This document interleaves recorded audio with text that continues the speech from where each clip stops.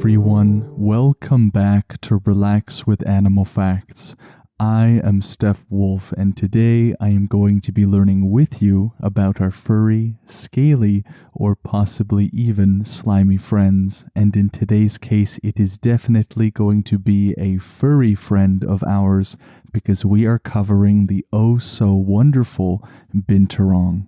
This, of course, is a very special listener episode dedicated to Marlena or to Marlena.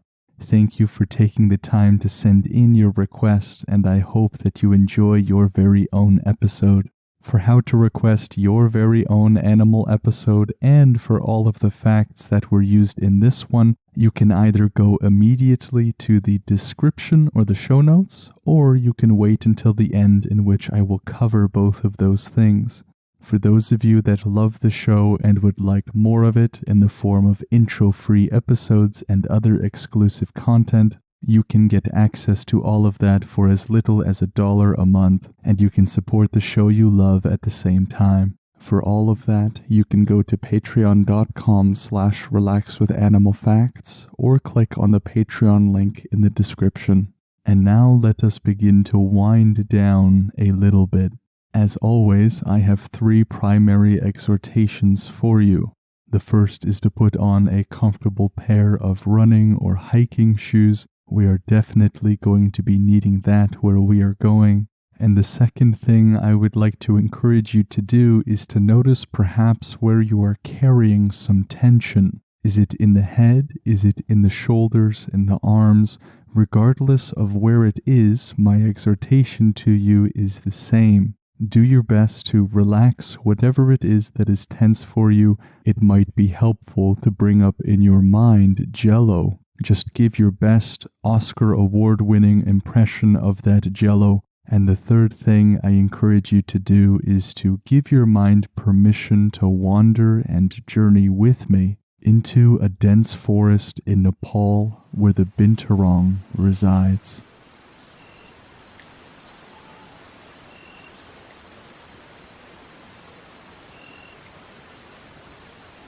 Our world is so profoundly musical, you would be hard-pressed to find a single square inch of this planet in which there is not some creature singing a song, or a tree seemingly stretching its limbs, or even where wind is not blowing in its rhythmical way. And I am going to be quiet once more to give you an opportunity to recognize what is different about what we are listening to today.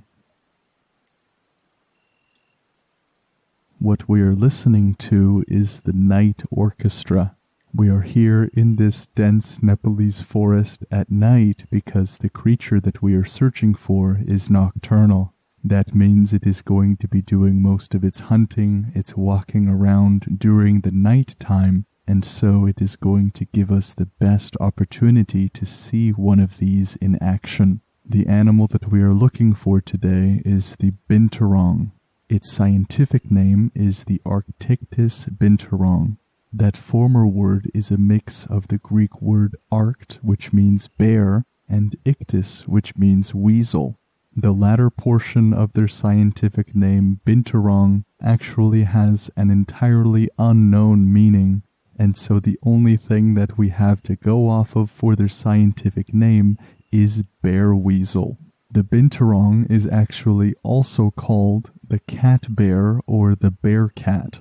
It is a cat-like omnivore of the civet family, and it is found in the dense forests of Southeast Asia. So while we are here in Nepal, we could be in India and Bhutan. We could also be on some of those scattered Indonesian islands of Sumatra and Java, and all the way eastward to Borneo. This creature has tufted ears, shaggy hair, and a long bushy tail. Their hair will be predominantly black, but will have this little bit of a sprinkle of whitish hairs scattered around. They are about 60 to 95 centimeters, or about 24 to 38 inches long, and that is excluding their long and bushy tail, which is a similar length of 55 to 90 centimeters, or about 22 to 35 inches. They seem to be a size that is slightly less than a medium-sized dog. That is simply my assessment, but they are not too big and they are not too small. These creatures are nocturnal, as we have learned, and they are also something known as crepuscular. I do not think that in the history of this show we have covered that term crepuscular, but what it means is that this creature is active during twilight. Twilight is that time in which the sun is just below the horizon.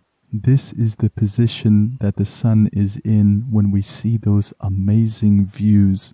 Those views when all of the trees and the sky becomes mixtures of yellow, red, and blue. So the Binturong really knows when to get up for lunch. These little creatures live in trees, but rather than jump from one tree to the next, they need to climb down to the ground and cross from one tree to the next. And so we are going to be able to spot them at their crossing. You may notice that when they climb, sometimes they climb face down. The reason they are able to do this is because of their semi-retractable claws that they have on their paws. They also have their tail, which in addition to being quite bushy, is also prehensile. That distinction of prehensile just means that they can use their tail to grip things. Having that extra limb to support themselves is going to be really key in their life in the trees. Now, one article puts it this way, and I like it very much, that they look like maskless raccoons. Raccoons always look like bandits because of the coloration of their fur on their face. It gives them a mask and makes them look like they're always up to no good. But the Binturong looks like a raccoon without that bandit mask on. It is like a raccoon that instead of engaging in thievery or burglary, it just works a 9 to 5. The Binturong has tufty whiskers and eyebrows. They have very thick and muscular bodies, and on the tip of their prehensile tail, they also have a little leathery patch. This gives them a lot of extra traction as they climb, as that leathery patch catches a lot better on bark than their fur does. And when they walk around, you'll notice that they walk with their flat feet, just like bears and humans. But keep in mind that while the Binturong has the colloquial name of bear cat, they are not actually closely related to bears or cats. They are more related to other small cat-like mammals like civets and fosses. Both, by the way, great candidates for future episodes. Now, one remarkable fact about the Binturong is that they are commonly described as smelling like buttered popcorn. Now, this is not because the Binturong pulls some kind of popcorn heist at local movie theaters. Their urine contains a compound known as 2-acetyl-1-pyrroline, and this is exactly the same compound that makes buttered popcorn have that distinct smell. And so, of course, the next question that maybe some of you are asking is, why is it that their urine ought to smell like buttered popcorn? Now, the Binturong, like many other creatures we have covered on the show, use scent in addition to their other modes of communication. The skunk, for example, uses their scent as more of a defense mechanism, but also of a way of communicating back off. And so the way that the skunk uses their scent, if it was to be described as a mode of communication, would maybe be comparable to a slap in the face. The Binturong uses its scent in a slightly less aggressive way. By marking their area, that which smells pleasant to us, which is buttered popcorn, is actually a marker to let other Binturongs know that they are trespassing on their territory. It is something like a sign that says, "Enter at your own risk because you are on my turf now." And so as they walk around, they drag their tail through the branches that they climb on and on the ground, leaving its scent behind. I find it a wonderful fact that there is a creature out there that basically paints the forest in a smell of buttered popcorn. If there was ever a keystone species, I think this is it. But in addition to making the Nepalese forest smell like a movie theater, they actually play a very important role in their environment. They ingest a great deal of seeds through their diet, and so they help spread the seeds by going to the bathroom. They are intimately connected in replanting the forest that they are eating. They also help with pest control or population control because they catch and eat rodents. As with every animal that we have covered on this podcast, the binturong plays an invaluable role in its environment. It is part of an intricate balancing system and an integral part at that. They do not only use their very distinctive scent for communication, they also use audible noises. And in fact, they are quite the noisy creature. They can chuckle or snort or even purr. The noise that they make when they are in fear or if they are being aggressive is not one that is particularly pleasant. It sounds like a cat-like scream or a howl or grunt, but it is about the noise that you would expect. And now during the night time in which we are looking upon these little creatures, they are going to be doing their hunting. They eat quite a varied diet that can include carrion, eggs, leaves, plant shoots, birds, fish, small invertebrates, fruits, small mammals. In captivity, binturongs can enjoy things like dog food, biscuits, carrots, yams, potatoes, bananas, and according to the San Diego Zoo, their favorite seems to be grapes. We can see here that the binturong is not exactly the most picky eater, and good for them. Their anatomy, however, is quite interesting because they look like carnivores. They have sharp teeth, they have claws, and they will eat fish and rodents and birds, but they seem to enjoy mostly eating fruits and berries. Perhaps this is because they are simply less work. You don't have to chase a blueberry, at least not the kind that I eat in Canada. Honestly, with all that we have learned about Australia over these 100-something odd episodes, if they had running blueberries, I would not even be surprised. Now, if we were to wait a few hours until the sun crested over and gave its sunshine, the binturong would be high up in the forest canopy, basking in the sun and sleeping.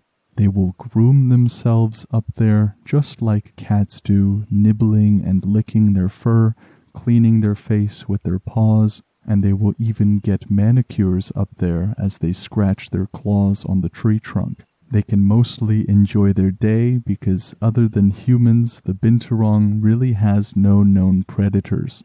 We could probably reason ourselves to the fact that the binturong is an often solitary creature in the wild. They only really come together to mate, and the mothers will only stay with their children until they are big enough to fend for themselves, which is on average between 6 to 8 weeks of age. But this is not always the case. Mothers have been seen to stay with their young as far as 2.5 years old until their young are able to have binturong babies of their own. Now, one of the most amazing facts about the binturong, other than the buttered popcorn part, is that the female binturong is one of only a few mammals that can experience something known as delayed implantation. This mechanism allows the female binturong to time her own birth. She can wait until the environmental conditions are up to par. Perhaps she is still looking for a nest. Perhaps there is some kind of a food situation. It is no worries for the binturong. The females are actually dominant over the males. They are about 20% larger and heavier, something that is not as common, especially in the animals that we have covered on this show. And the baby binturong, or remember, the shruggle, is born with their eyes sealed shut, and they will be in the thick fur of their mother for the first few days. Between the ranges of 6 to 8 weeks, they are about the size of a house cat and have begun to eat solid food. And the last fact before we move on to the name of this creature is that they have a funny habit of lying in particular ways. They can sometimes be seen balancing and lying across a branch with all of their 4 feet dangling down. These guys really know how to lounge. And now, unfortunately, there is not much to be said of their name. The word Binturong comes from a local language that is no longer in existence. The source language is completely lost, and so deciphering why their name is what it is a matter of pure speculation and impossible to say for sure. This is simply the way languages work, and a lot of words are like this. And now let's move to the charity of the episode. The charity of this episode is AB Conservation. I believe it is a play on words of some sort, A, B, and then C, but it is conservation instead. This charity has been in full swing for about 7 years, and they have been behind many scientific projects, studies, protection and awareness programs, and many other similar things. It is all to protect the Binturong. And so I will leave that charity link in the show notes or the description, and if you want to support it, you are encouraged. And now let us move on to the review of the episode. This review was written by Pythagoras is the Man, and Pythagoras is not writing all the way from ancient Greece, but rather all the way from the United States of America. For those of you who are unsure of who Pythagoras is, though we have already established that Pythagoras is indeed the man, you have likely already been acquainted with this philosopher, that familiar formula of a squared plus b squared equals c squared. That formula that we have termed the Pythagorean theorem is of course due to Pythagoras. It is amazing so many of those geometric principles that they figured out so long ago. But anyways, this is an animal podcast, not an ancient philosopher podcast. Pythagoras is the Man writes, "This podcast, hosted by the love child of Bob Ross and Steve Irwin, takes you right to the homes of your favorite animals, and some you may not even know of. Once there, you get to know them as your shoulders relax and a smile you just can't help appears. Great job. A real good podcast that skips through the top of a very long queue of podcasts I love." Thank you, Pythagoras, for that wonderful review. Just saying that makes me chuckle as if the ancient philosopher is leaving a review on my 21st century podcast. I am so glad that you enjoy the show and that it helps you. I'm not sure if I can accept that distinction of being a love child of Bob Ross and Steve Irwin.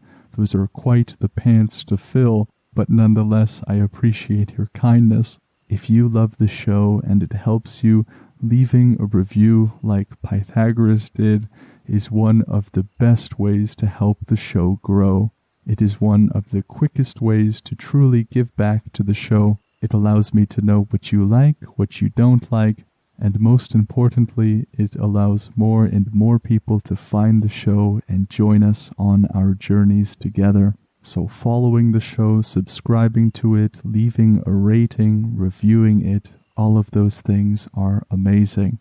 If you would like to send in your very own animal request for a future episode, you can do so by going to relaxwithanimalfacts.com and clicking on the Animal Request tab. If you are worried that there is some long queue and that you will not be chosen for a long time, I believe Marlena sent in this request quite recently. Episodes are not chosen on a chronological basis or first come, first serve. If that was the case, there would be something like a 2 to 3 year wait list for an episode, but animals are chosen on a random basis, and so whether you wrote in 6 months ago or whether you wrote in yesterday, your episode could be the next one. If you would like more of the show for only $1 a month, you can go to patreon.com/relaxwithanimalfacts or just click on the link in the description. The resources that were used in this episode come from nationalzoo.si.edu, animals.sandiegozoo.org, britannica.com, wired.com, animalia.bio, and abconservation.org. All of those resources are in the description. This episode simply would not have been possible without all of their contributions to the corpus of animal facts. I encourage you to search out those resources to your heart's content. What an amazing creature we got to cover today, a truly unique one. How many creatures do you know that smell like buttered popcorn? I can think of precisely one. I hope all of you have enjoyed this episode as much as I have, and I look forward to seeing you on the next podcast episode with the next animal. Take care.